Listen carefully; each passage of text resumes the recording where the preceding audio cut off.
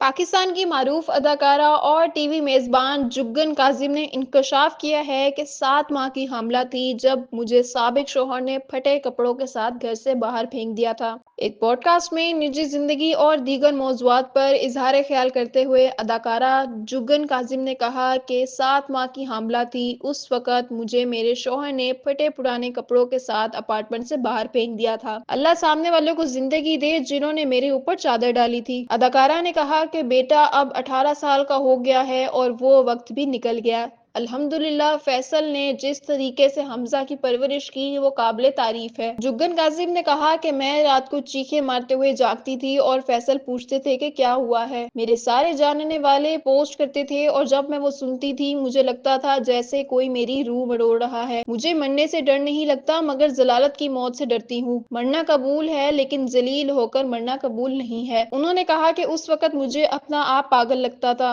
अब मैं वो वक्त याद करती हूँ तो सोचती हूँ कि वो मेरी जिंदगी का दर्दनाक लम्हा था। अदाकारा ने कहा कि अगर कोई खातून फंसती है और मैं उसकी मदद कर सकती हूँ तो जरूर करूंगी। सबसे पहले अपने आप को जहनी मसाइल से निकालो, बाहर निकलो, कुछ करो, अपने बच्चों के लिए काम करो। रोना रोने से कुछ नहीं होता। 3-3 साल के डिप्रेशन में लोग चले जाते हैं। जुगन कासिम ने कहा कि मेरे बेटे हमजा को एंजाइटी है जिसके हल के लिए मैं मदद करती हूँ। अगर एक बच्चा कह रहा है कि मेरे साथ फलां मसला है और हम उसकी ना सुने तो वो क्या करेगा? मंशियात की तरफ ही जाएगा।